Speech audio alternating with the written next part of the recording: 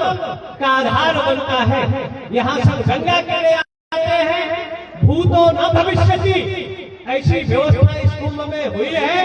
क्षेत्रफल पहले न रहता था, आज क्षेत्रफल फैला है, हर तरह की व्यवस्थाएं हैं और वो व्यवस्थाएं सरकार द्वारा, उनके मंत्रियों द्वारा इस तीर्थस्थली में ऐतिहासिक निर्णय लिए गए जो भारत के मील के पत्थर साबित होंगे। अंतिम पंक्ति से लेकर उच्च पंक्ति तक सबका साथ सबका विकास जो हमारे सरकार का महामंत्र है। गरीबों के लिए चाहे कोविड काल में दवा का आधार रहा हो, चिकित्सा का आधार रहा हो, चाहे शौचालय आदि रहा हो, अनेक तरह का काम जो 70 सालों में गांव में नहीं हुए, वो 5 साल में हमारी सरकारों ने 10 सालों में जो कार्य किया है वो अभूतपूर्व है, अद्भुत है, विलक्षण है। भगवान विश्वनाथ, माता अन्नपूर्णा और दंडाध्यक्ष से प्रार्थना है कि हमारी सरकार के मंत्री, चाहे मुख्यमंत्री, चाहे प्रधानमंत्री, चाहे उप मुख्यमंत्री दीर्घायु हो, स्वस्थ हो और पूरे दुनिया में सनातन का परचम लहराता रहे। और ये कुंभ का जो संदेश है जन जन तक पहुंच रहा है। कोविड काल के बाद पहली बार है जहां 4 करोड़ लोग आते थे, अभी अमावस्या बाकी है, जहां 10 करोड़ लोगों ने स्नान कर सनातन के बारे में जो अनेक तरह की भ्रम और भ्रांतियां थी यहाँ से दूर हो रही है। एकता का संदेश, राष्ट्रीयता का संदेश और आत्मचिंतन मंथन का, समरसता का संदेश ये कुंभ दे रहा है। भगवान आपको दीर्घायु करे। सरकार के कार्य हजारों वर्ष तक वैसे 56 मील 56 खरब 38 करोड़ 81 लाख से प्राचीन सनातन था, आज भी है, लेकिन सनातन सिकुड़ रहा है। पूरे दुनिया के लोग सनातन की ओर अग्रसर हैं। ये हमारे पुरातन ऋषि महर्षि याज्ञवल्क्य, भरद्वाज और तीर्थराज, यहाँ धर्म अर्थ काम मोक्ष 4 पुरुषार्थ है, बिना मांगे सबको मिलता है। तो हमारी सरकार दीर्घायु हो, विधर्मियों के लिए, देशद्रोहियों के लिए बिजली बनकर तड़पे, देशद्रोही का बीज का उन्मूलन हो जाए और भारत की सनातन संस्कृति, हमारी एकता की संस्कृति रही, वसुदेव कुटुंबकम की संस्कृति रही। सर्वे भवन्तु सुखिनः, सर्वे सन्तु निरामया, सर्वे भद्राणि पश्यन्तु मा कश्चित् दुःखभाग् भवेत्। ओम शांति, ओम शांति। धर्म की, अधर्म का, प्राणियों में गौ माता की, हर हर महादेव। अब पूर्ण विनम्र भाव से प्रार्थना माननीय उप मुख्यमंत्री जी को आप अपने मन के भाव विचार कर सकते हैं।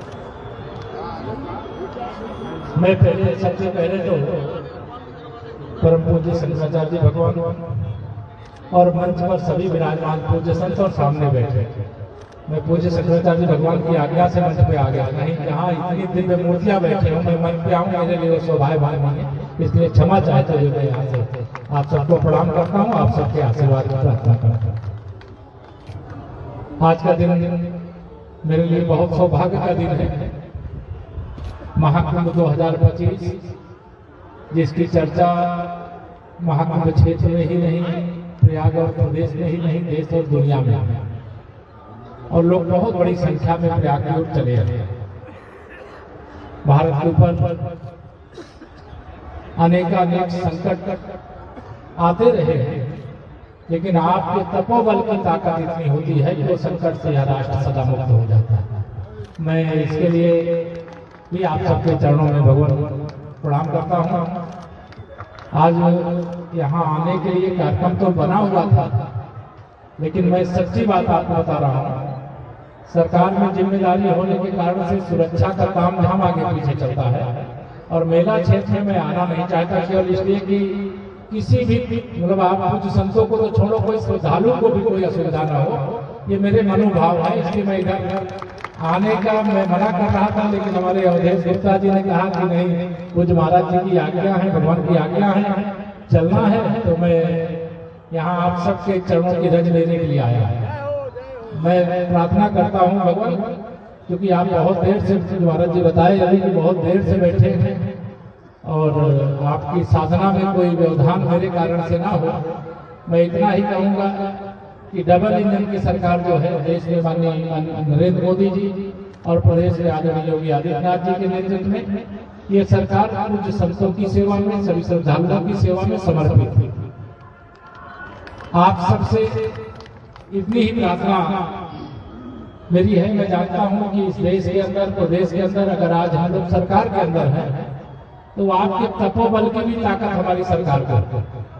मैं जब 2000 बता रहा हूँ 2014 में भगवान, मैं लोकसभा चुनाव, आपको सब भगवान जानते हैं, लोकसभा चुनाव लड़ना था तो मैं जानता बहुत सारे पूज्य संत लोग अपनी साधना जो करते हैं, जब यज्ञ करते हैं, उसमें से एक माला मेरे लिए जब देते थे। मैं केवल यहाँ बता रहा हूँ, तो मैं तो इसके लिए कृतज्ञ हूँ। और अगर मानिए केवल मेरे जैसे छोटे से कार्यकर्ता के लिए इतना आशीर्वाद की बरसात आपने किया है, तो मेरे प्रधानमंत्री मोदी जी के लिए कितना आशीर्वाद आपने दिया है कि लगातार तीसरी बार देश में हम लोग सरकार के अंदर रह करके, लेकिन सेवा में समर्पित रह करके, मतलब एक ही दिन का अवकाश लिए बगैर, मतलब लगातार सेवा, लगातार सेवा, लगातार सेवा।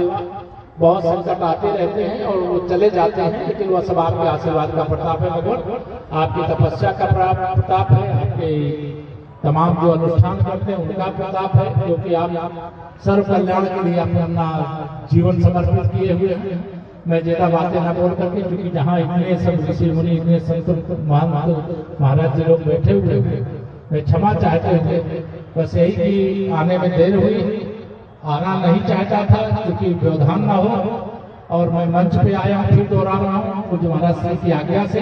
अन्यथा जहाँ इतने पूज्य संतों में मंच में कभी नहीं जाता, मैं नीचे ही आप सबके बीच में बैठ के आप सबका आशीर्वाद लेता हूँ, बस आशीर्वाद मांगता हूँ और चरणों में सबको प्रणाम करता हूँ। और इच्छा तो मेरी भी थी कि मौनी अमावस्या और बसंत पंचमी स्नान करूँ, लेकिन मैं मानता हूँ कि आप सबके स्नान मात्र से हम सबका स्नान हो जाएगा, व्यवधान ना हो, इसलिए अब बसंत पंचमी के बाद हम लोग स्नान करने के बीच में मौका जब रहेगा करेंगे। अभी आप सब जानते हैं यहाँ प्रयागराज में उत्तर प्रदेश सरकार के पूरा मंत्रिमंडल बैठा था और उसमें कई बड़े बड़े फैसले लिए गए, लेकिन आप सबके आशीर्वाद से हम लोगों ने भी इस कुंभ के दौरान